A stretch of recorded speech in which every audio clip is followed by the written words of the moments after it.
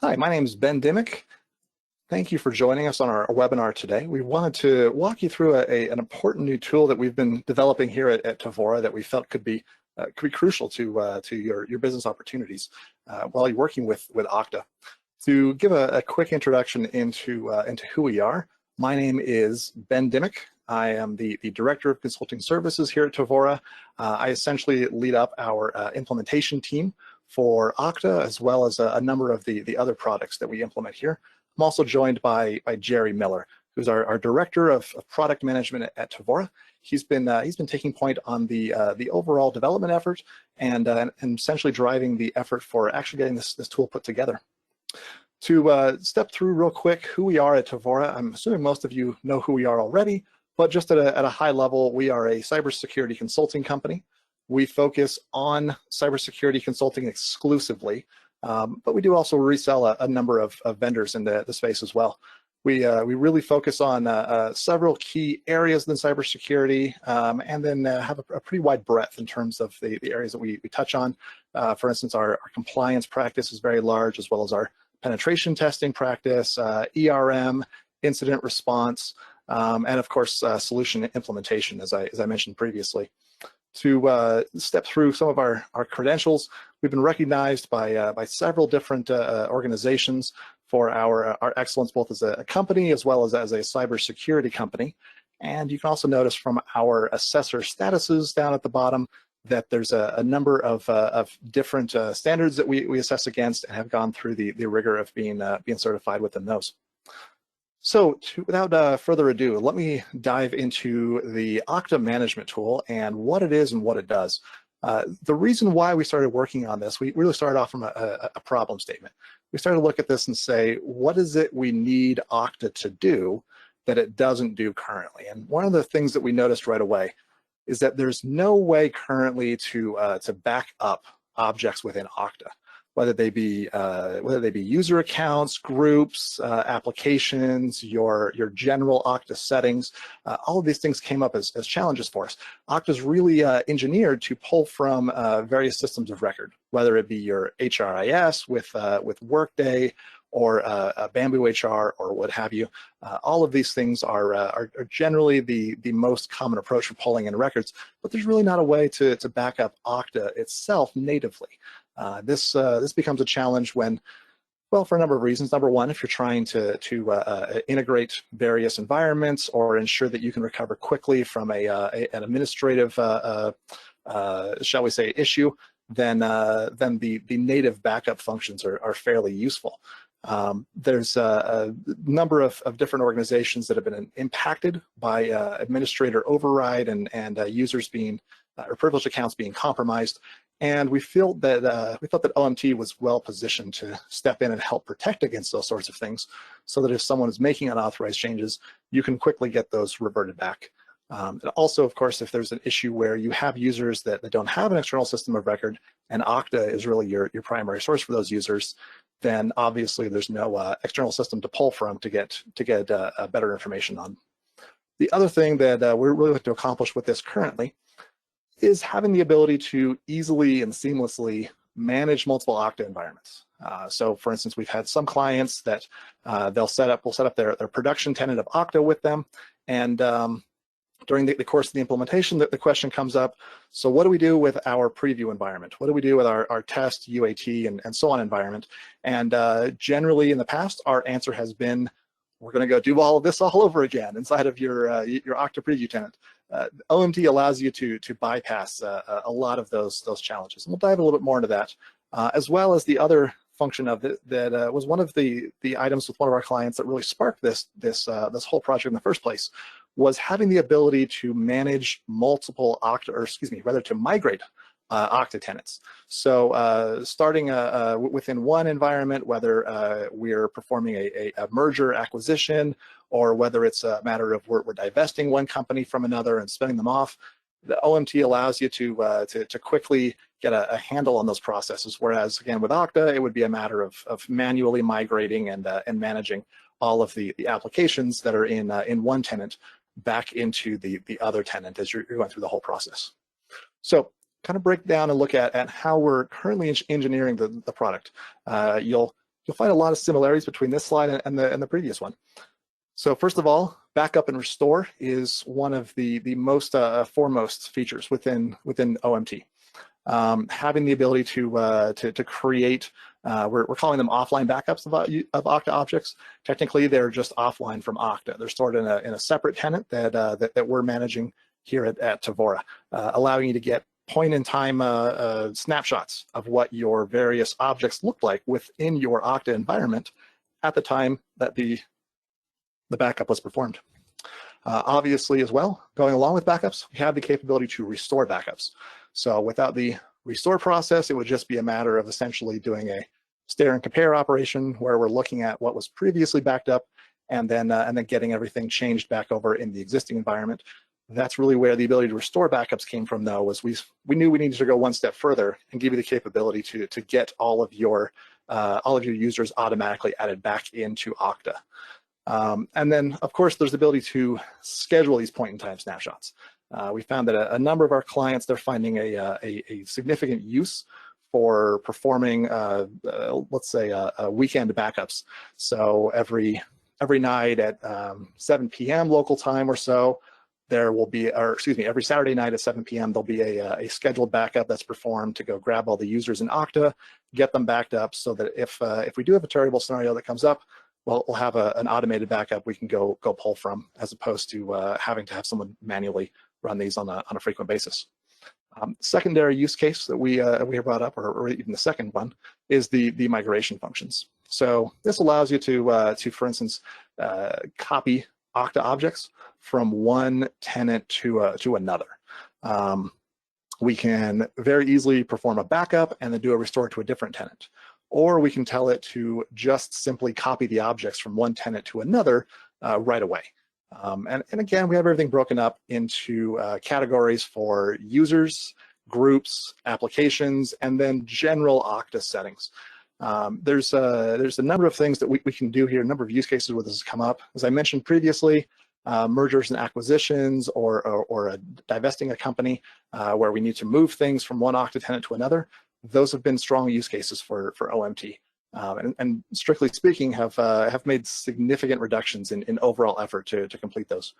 Another key use case we're frequently seeing come up is synchronizing Okta environments. So again, going back to the whole Okta preview idea, in some cases it's a matter of I want to set something up in my UAT environment, and then when it's done, I want to copy it into production so that we know that everything is functioning and set up the same way that it was within those two environments.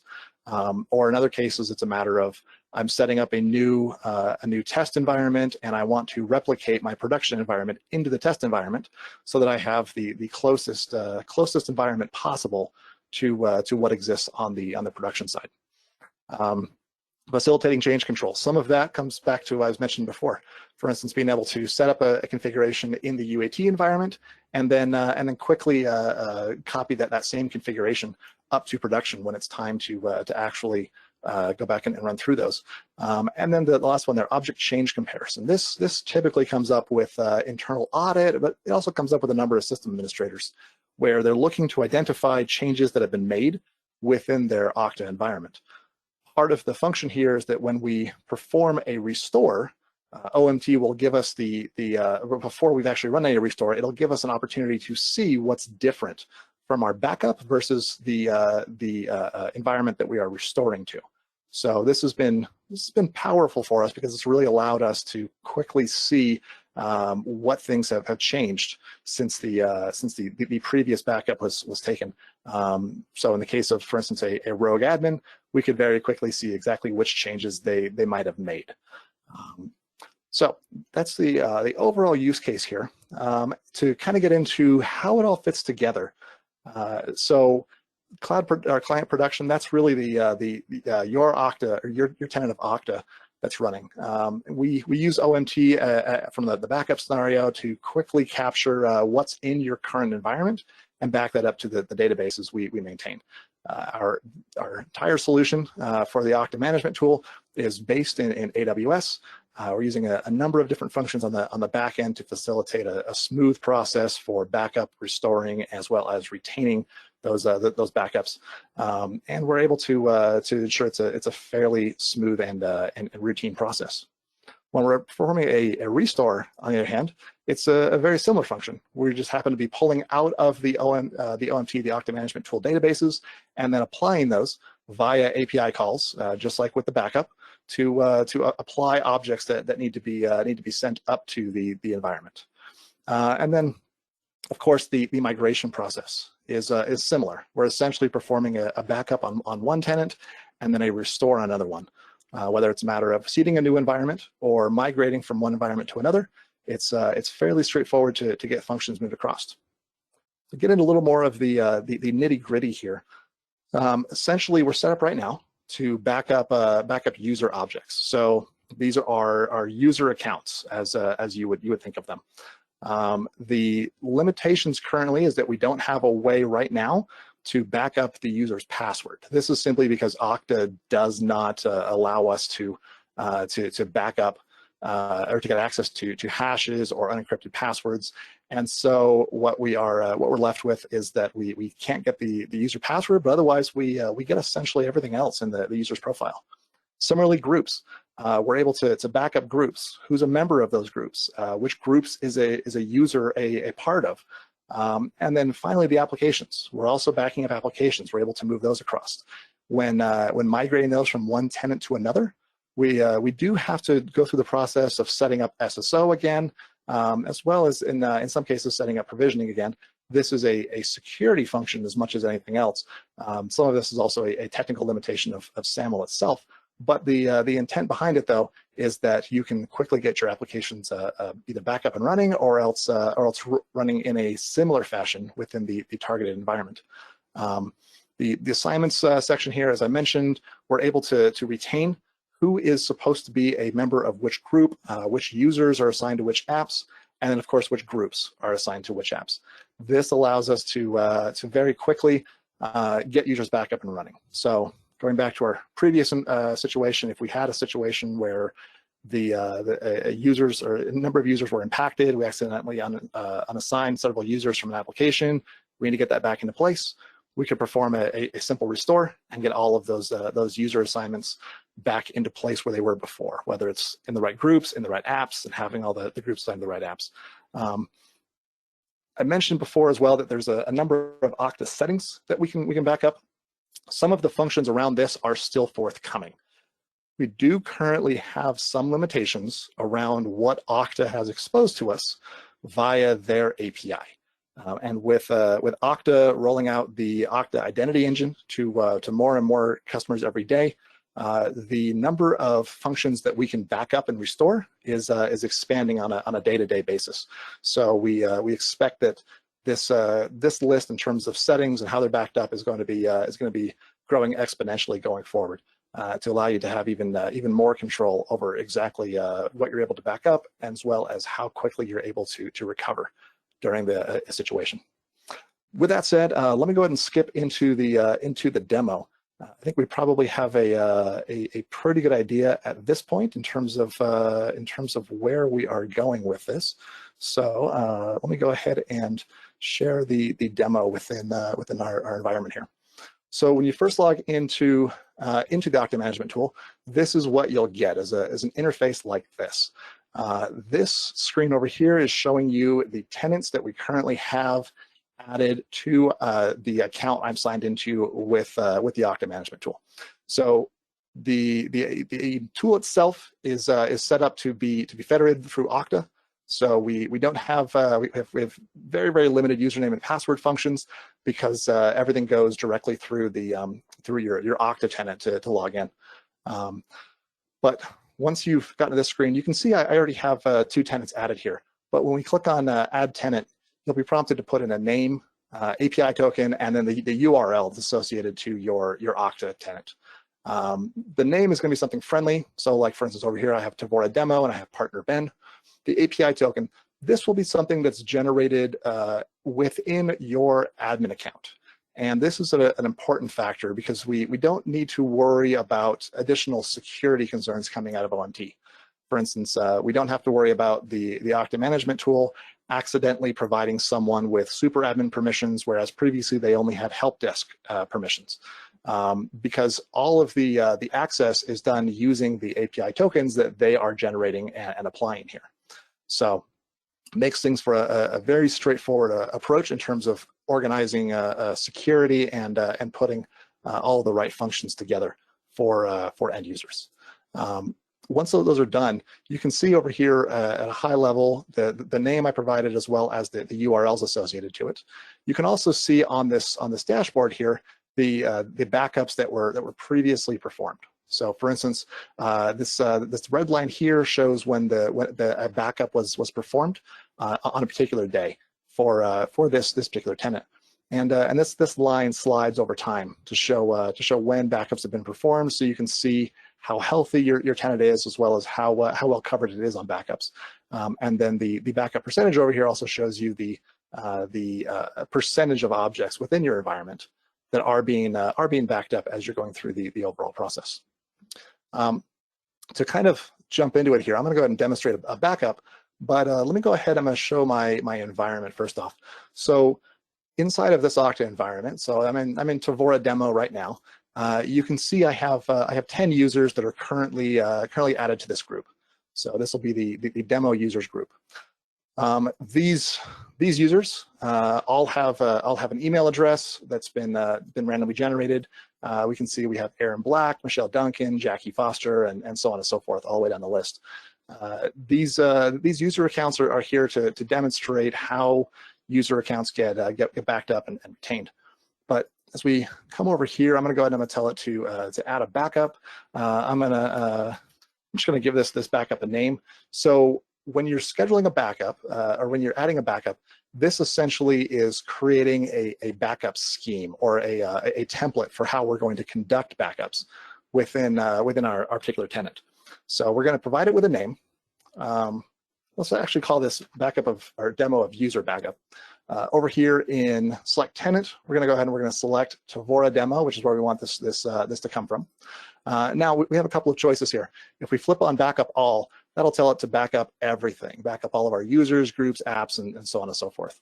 But we're not going to do that in this case because that would be fairly straightforward. We can also just tell it to back up everything on a per object type basis. But let me show you the custom functions. Inside of here, we can select specific users that we know we want to have backed up, but we can also create some criteria. So, for instance, I'm going to say login. We can do equal starts with. I'm just going to do a regex expression. I'm going to do .star. All of my users that I want to back up end in at nowhere.tevora.com. I'm then going to say. I'm going to put in this simple regex expression to say that it's anything at nowhere.tevora.com for their login username. And as I mentioned before, we also have these scheduling options to put in here. Whether it's, for instance, it's picking up my local time zone here, and it's able to determine exactly when we want this backup to run, or else we can put this into recurring. This is a cron expression, so we can go fairly granular on this, or else we can put in specific criteria, such as we can say every third day we're going to back up at midnight. Again, I'm specifying my time zone here. Or as I mentioned previously, we could say back this up every Saturday at 1900, and then every Saturday night at 7 p.m. Denver time, it'll go ahead and start actually backing up these users. In my case, I'm just going to tell it to run manually. We also get similar functions as we're coming here to groups. We can put in similar logic to determine which ones we want to back up, as well as the apps themselves. In my case, I'm not going to back up any apps. I'm not going to back up any groups. We're just going to back up the users themselves. And whoops, let me add this back in real fast. I forgot to hit the add button.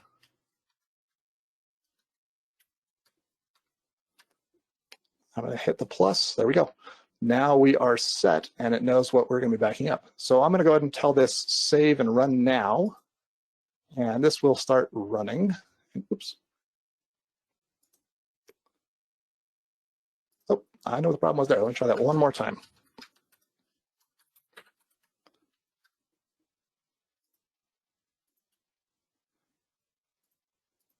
There we go. Okay.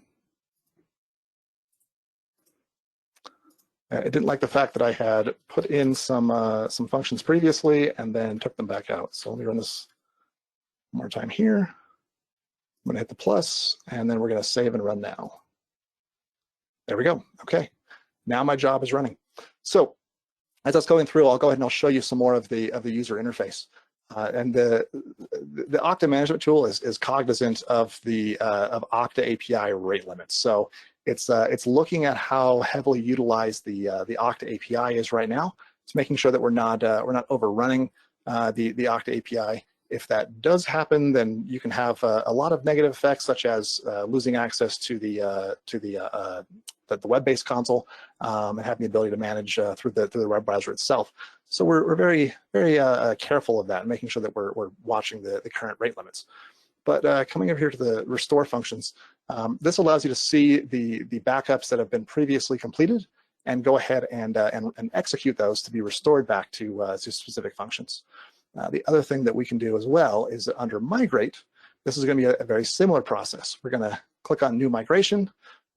Same as before, we're going to give this a name. We're going to call this migration demo. I'm going to select where we are coming from. We're going to say that we're coming from Tevora demo, and we're going to go to partner Ben. And you'll notice here that it won't let you back up from one tenant, restore to another tenant. Obviously, that's not ideal for us. But from there, again, it's going to be a very similar interface where we are able to select what functions we're migrating. And if we turn on the migrate all, it automatically flips all of these to migrate all, so that we can quickly get them put together. Otherwise, very similar matching to previously. We can look at what's in place. One thing that is new that we haven't looked at yet is how to solve conflicts. So the idea behind conflicts is when we find an object that matches an existing object. And working through this with several of our clients, we've had lots of different feedback around how these things should be managed. So we had to add in lots of different options, such as if we are restoring a group, let's call this users with MFA, and a group with that name already exists in the destination tenant. What should we do? So we've added in this default option here. So ignore matches means that we're not going to touch it. We're just going to leave that one alone. Merge prefer source. So we're going to merge them together, and we're going to follow whatever happens to be in the source destination, and then merge prefer for destination, meaning that, for instance, on a user's user attribute, let's say that there's one of them that has my first name at Ben, and another one that says my first name is Benjamin. This will tell us which of these two tenants we're going to use the value from. So, for instance, obviously, if we're migrating something from a test tenant to a production tenant, we would generally prefer destination. Whereas if we're going from if we're getting our dev tenant back in the sync with our production tenant, we would generally prefer source. And then overwrite matches. So overwrite matches is going to be just treat this as if it's a new object, and take in whatever we have. So, for instance, if there was one that had if the source had or if my source tenant had a middle name and my destination tenant does not, then with either of these options here, with the merge, it will keep the middle name in there. Whereas with overwrite matches, this will get rid of that blank value there. So this allows us to figure out exactly how we're going to handle everything. And then once we actually hit run, it'll show us a preview of that. I'm not going to do that just yet. But let me go ahead. I'm going to check on my backup over here. All right, so this is the backup I just set up to run. If we go ahead and click on view the activity log, we can see exactly everything that was done. So it started off detected 27 users in my tenant, ended up recognizing that 10 of them needed to be backed up. It then conducted the backup on those, and then it started the process of identifying the groups as well as the apps that these users happen to be associated with. Going back over here to my tenant, we can see, looking at it, my users aren't impacted. Everything we've done so far has just been reading from the Okta API, so no change to my users whatsoever. And let me go ahead. I'm going to close this, and then we're going to say that we've had an issue, and we've had a rogue admin that has gone through and started deleting significant number of users out of the organization. This is going to take a bit to clean up. We have a lot of issues here. So coming back over to my Okta tenant, I can see right away that my users are all gone here. They've all disappeared. They were all deleted somehow, and I need to have a way to get back and put them back together again. Well, that's where this backup of OMT comes in. So I can go back over here to restore. I can see this is the backup that was run by my function. These icons over here, by the way, are to designate what was backed up. So the dash means I backed up a subset of users. An X would mean I backed up all users, and then the empty space over here for groups, for instance, is I didn't back up any of the particular groups in place. So I'm going to go ahead and I'm going to tell it restore from backup. And before I do that, I can click on this view content button here, this will typically show us what to expect from those as we're going through it. But I'm going to go ahead and I'm going to say, let's do our restore here. Solving conflicts. I'm going to tell it to override matches, but I can also do show matches. And what that'll do, and it'll take a minute to go through that whole process, so I won't do it right now, because what it does is it'll query the existing tenant to see what the exact status of those objects are, and that'll allow you to resolve the conflicts you'll come across on a one-to-one basis. So, for instance, if we found that I have a middle name in one but not in the other, it'll allow us to figure out which one is actually correct.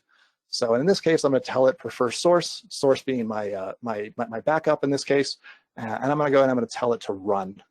And now it's going to start up the process of actually running and going through everything to load up what the current state looks like.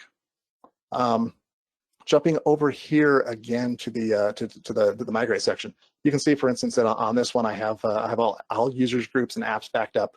So this is how it looks when you decide to back up everything of a particular object type, and you get a decent level of granularity around exactly what you're backing up and how everything is reported back, and how you can get those functions running from there. Also, you can obviously have multiple tenants popped up in here. You can have a fairly extensive list of tenants that will be appearing. But coming back over here to my restore, let me see if this is finished yet. Oh, here we go. Great. So it's started up the process of restoring users, groups, apps. I didn't have any apps or groups backed up here, so it wasn't a whole lot going on with those. But we should be able to see, if we go back over here to our Okta tenant, that our users have come back. Here we go. Okay, we have Aaron and Michelle and Jackie and Grace and so on. So the users that we had previously deleted are now back. As I mentioned before, they're in a pending state right now because we don't have a way to back up the passwords for these users. If there was an AD account to sync them to, then they'd be synced up accordingly and be ready to go from there. But otherwise, this will get them loaded back up into a state where all we need to do is get a password set for them, and then they should be good to go and off to get back to work. They'll be automatically assigned back to the applications that they're associated to, and the way that it checks for those types of things currently is we look to see, when we back up a user, we check and see what groups they're assigned to as well as what apps they're assigned to.